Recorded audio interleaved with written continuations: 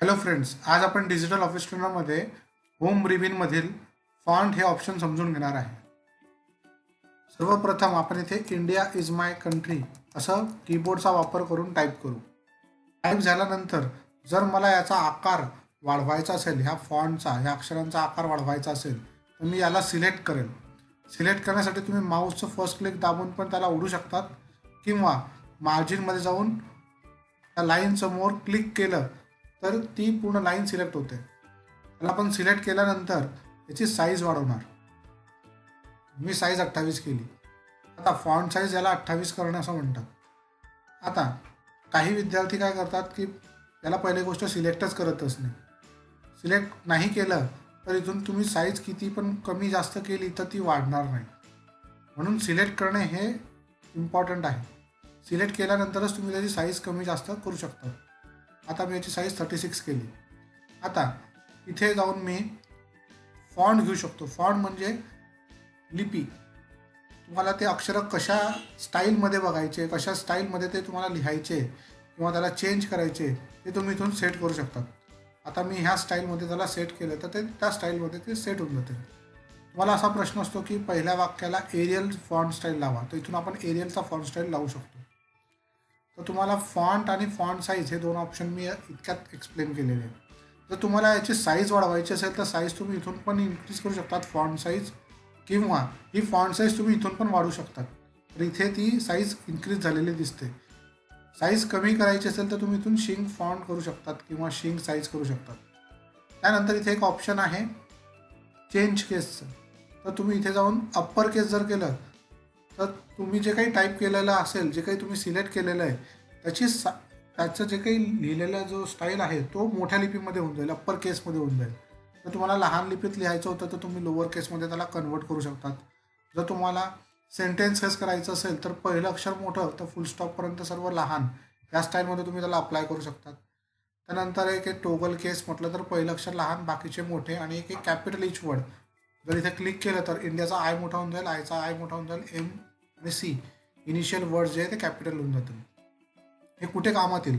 समजा तुम्ही भरपूर टायपिंग केलं, त्यानंतर तुम्हाला असं वाटतंय की अरे हे आपल्याला मोठ्या लिपीमध्ये टाईप करायचं होतं, तर तुम्ही त्या सर्वांना सिलेक्ट करून अप्पर केस करू शकतात. तर ती सर्वची सर्व जी काही टायपिंग केलेली असेल तुम्ही ती मोठ्या लिपीमध्ये कन्वर्ट होऊन जाईल.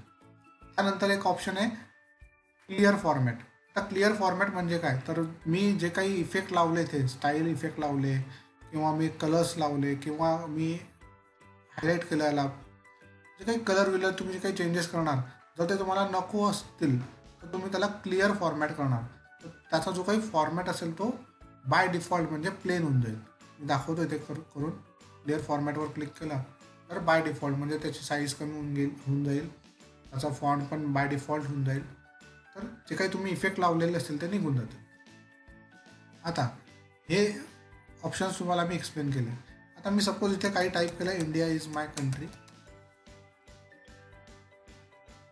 आणि मला याला आहे ना ची साईज वाढवायची होती, तर मी इथून साईज वाढवली. आता मला हे 5-6 वेळा लिहायचं आहे, तर मी काय करेल, या इंडिया इज माय कंट्रीला सिलेक्ट करेल आणि या कॉपी नावाचा एक ऑप्शन आहे, याच्यावर आपण क्लिक करणार. तर त्याची एक कॉपी तयार होऊन गेली कम्प्युटरमध्ये. आणि तुम्ही ज्या लोकेशनवर तुम्ही क्लिक करणार आणि त्याच्यानंतर तुम्ही ज्या लोकेशनवर तुम्हाला ते आणायचं असेल त्या लोकेशनवर तुम्हाला कर्सर घेऊन जावं लागेल, किंवा त्या लोकेशनला तुम्ही इंटर बटन दाबून किंवा ॲरो कीजचा वापर करून तुम्ही त्या लोकेशनला पोचायचं आणि तिथे जाऊन तुम्ही पेस्टवर क्लिक करायचं. पेस्टवर क्लिक केलं तर तुमचं जे काही कॉपी केलेलं असेल मॅटर तिथे पेस्ट होऊन जाईल. आता सपोज मी इथे इंटर बटन दाबून इथे पोचतो आणि मी ह्या लोकेशनला मी पेस्ट म्हणतो, तर तो तिथे पेस्ट होऊन जाईल. कॉपी पेस्टमध्ये होतं काय की मी जे काही कॉपी करतो, आता सपोज मी हे इंडिया इज माय कंट्री 2 ओळी कॉपी करतो, ठीक आहे, आणि मी इथे कुठेतरी बाहेर खाली आलो आणि इथे मी पेस्ट केलं, तर 2 ओळी पेस्ट होऊन जातील इथे. ठीक आहे, अशा टोटल 5 ओळी झाल्या. आता कॉपी पेस्ट. आता कॉपी पेस्ट करण्यासाठी तुम्हाला शॉर्टकट पण आहे. कॉपीचा शॉर्टकट आहे Ctrl+C. म्हणजे तुम्ही कीबोर्डवरून Ctrl+C दाबलं आणि नंतर Ctrl+V केलं जर, तर ते पेस्ट होऊन जाईल. Copy paste. पेस्टसाठी व्ही बटन आहे, Ctrl+V, बघा इथे लिहून येतं Ctrl+V. कॉपीसाठी Ctrl+C. ठीक आहे. कॉपी पेस्टमध्ये डुप्लिकेट तयार होतं. मी तुम्हाला आणखी एक्सप्लेन करतो. याला मी सिलेक्ट केलं, याला कॉपी केलं, कॉपी. या 2 लाईनी स्टार्टिंगच्या. ठीक आहे, त्याला कॉपी केला आणि मी नोटपॅडमध्ये गेलो नवीन ॲप्लिकेशनमध्ये आणि तिथे जाऊन मी पेस्ट केलं. तर तिथे इथलं जे काही कॉपी केलेलं आहे आपण इंडिया इज माय कंट्री ते इथून नोटपॅडमध्ये येऊन गेलं. ओके, आता सपोज मला आहे ना जे वर्डमध्ये लिहिलेलं आहे सर्व काही, जे काही सर्व आहे वर्डमध्ये टाईप केलेलं मी, हे सर्व मला इथून काढून टाकायचं आहे. तर मी एकतर सिलेक्ट ऑल करू शकतो याला इथून आणि याला कट म्हणतो. कट म्हणजे इथून काढून टाकणे, म्हणजे इथून ते गायब होऊन जाईल.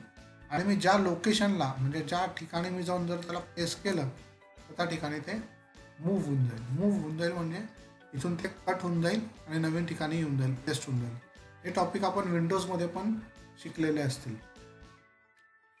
आता कट केलेली वस्तू पुन्हा आणण्यासाठी तुम्ही पुन्हा पेस्टवर क्लिक केलं तर ते पुन्हा पेस्ट होऊन जाईल त्या ठिकाणी. कट म्हणजे ते एका ठिकाणून गायब झालेलं आहे आणि तुम्ही ज्या ठिकाणी पेस्ट करणार त्या ठिकाणी ते प्रेझेंट होऊन जाईल. म्हणून त्याला कट पेस्ट म्हणजे एका ठिकाणून कट करणे आणि दुसऱ्या ठिकाणी पेस्ट करणे असं म्हणतात. आता जर मला पहिल्या वाक्याला बोल्ड करायचं असेल तर मी पहिल्या वाक्याला सिलेक्ट केलं आणि बी या बटनावर क्लिक केलं तर ते डार्क होऊन गेलं. बघा ह्या लाईन्समध्ये 5-6 लाईन्समध्ये सगळ्यात जास्त लाईन ही डार्क आहे कारण की मी याला ना सिलेक्ट केलं होतं आणि बोल्ड केलं होतं. जर मला याला मी सिलेक्ट केलं आणि मी आयवर क्लिक केलं तर ते इटॅलिक होऊन जाईल. इटॅलिक म्हणजे तिरपे होऊन जातील ते अक्षर. जर मला हे इफेक्ट काढायचे असतील तर पुन्हा मी याच्यावरच क्लिक करेल तर ते सरळ होऊन जाईल. बोल्ड काढायचं असेल तर त्याची डार्कनेस निघून जाईल. तसंच इथे ऑप्शन आहे अंडरलाईनचं. जर मी इथे क्लिक केलं तर खाली अंडरलाईन येऊन जाईल, अक्षरांच्या खाली अंडरलाईन येऊन जाईल. जर मला ही अंडरलाईन नाही आवडली तर मी इथून वेगवेगळे अंडरलाईन्स इथून घेऊ शकतो. एक प्रश्न असतो आपल्याला, वर्ड ओनली अंडरलाईन अप्लाय करा. तर इथे अंडरलाईनचे नावं लिहून येतात, वेव अंडरलाईन, डॉटेड अंडरलाईन. जर याच्यात ते नाही असलं तर तुम्ही मोअर अंडरलाईनमध्ये जायचं आणि इथे अंडरलाईनच्या स्टाईल्समध्ये तुम्हाला ते अंडरलाईन सापडतील. ठीक आहे. एक प्रश्न असतो अंडरलाईनचा कलर चेंज करा. तर इथून अंडरलाईनचा कलर पण तुम्ही बदलू शकता. ठीक आहे, तर असं तुम्ही याचा वापर करणार. आता आपण पुढचं पण बघून घेऊ. मी दुसऱ्या वाक्याला सिलेक्ट केलं आणि इथून हे स्ट्राईक थ्रू नावाचं बटन वापरलं तर त्या अक्षराच्या मधून लाईन जाईल. आता याचा वापर कुठे करू शकतो आपण, तर शॉपिंग मॉलमध्ये जनरली काय होतं, जी प्राईस लिहिलेली असते ती अशी लिहिलेली असते ₹100, ₹90. आता या ₹100ला त्यांनी कट केलेलं असतं. ते कट करण्यासाठी आपल्याला स्ट्राईक थ्रूचा वापर आपण करू शकतो. त्यानंतर आपण 7वी नंतर जे मॅथ शिकतो त्याच्यामध्ये 10 स्क्वेअर जर आपल्याला लिहायचं असेल 102. आता ही अंडरलाईन येते, मला ते अंडरलाईन काढायची असेल तर अंडरलाईनवर पुन्हा क्लिक करावं लागेल, ते अंडरलाईन निघून जाईल. आता जर मला 10 स्क्वेअर लिहायचं असेल तर मी या 2ला सिलेक्ट करेल आणि सुपरस्क्रिप्ट करेल. तर 10 स्क्वेअर म्हणजे मॅथ्सचे फॉर्म्युले जर तुम्हाला लिहायचे असतील तर तुम्हाला हा सुपरस्क्रिप्ट हे बटन वापरावं लागेल. तसंच सायन्समध्ये आपण H2O लिहितो, तर 2 हा बेसमध्ये लिहित असतो. तो बेसमध्ये लिहिण्यासाठी आपण सबस्क्रिप्टचा वापर करू.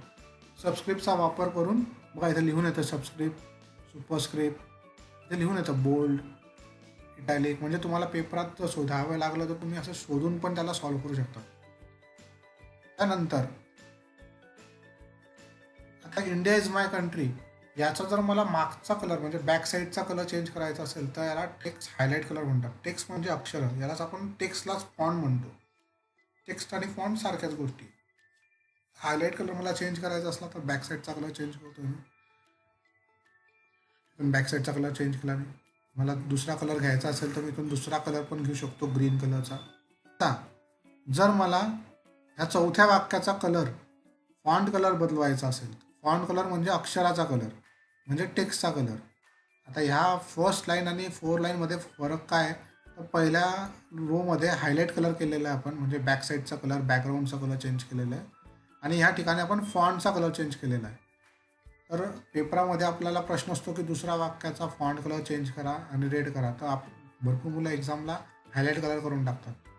फॉन्ट कलर सांगितला असला तर तुम्हाला मी एक आयडिया दिलेली, इथे जाऊन पहिले चेक करायचा कोणता कलर लिहून येतो आहे, फॉन्ट कलर म्हणजेच टेक्स्ट कलर. तर इथे जाऊन तुम्ही तो कलर अप्लाय करू शकता. तर इथे जाऊन तुम्ही तो कलर अप्लाय करू शकतात. रेड कलर इथून घेऊ शकतात. इथून तुम्ही समजू शकतात की याला फॉन्ट कलर म्हणतात. तर मी अशी तुम्हाला ही फॉन्ट ऑप्शन्स तुम्हाला पूर्ण एक्सप्लेन केलेलं आहे. आता याच्यामध्ये एकच ऑप्शन राहिलं आहे, फॉर्मॅट पेंटर. तर फॉर्मॅट पेंटर काय असतं, तर मी ह्या पहिल्या लाईनला सिलेक्ट केलं, याला मी बोल्ड केलं, त्यानंतर मी इथे अंडरलाईनवर क्लिक केलं आणि मी अशी साईज त्याची इन्क्रीज केली, त्याचा फॉन्ट पण मी इथून चेंज केला. आता हा इफेक्ट मला आहे ना 5th नंबरच्या लाईनला पण द्यायचा असेल, तर मी काय करेल, पहिले ह्या फर्स्ट लाईनला सिलेक्ट करेल आणि फॉर्मॅट पेंटरवर क्लिक करेल.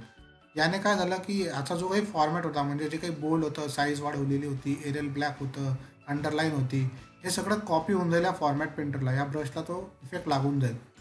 त्यानंतर तुम्ही जिथे क्लिक करणार, ज्याला सिलेक्ट करणार, त्याला पण तो इफेक्ट लागेल. बघा लागला.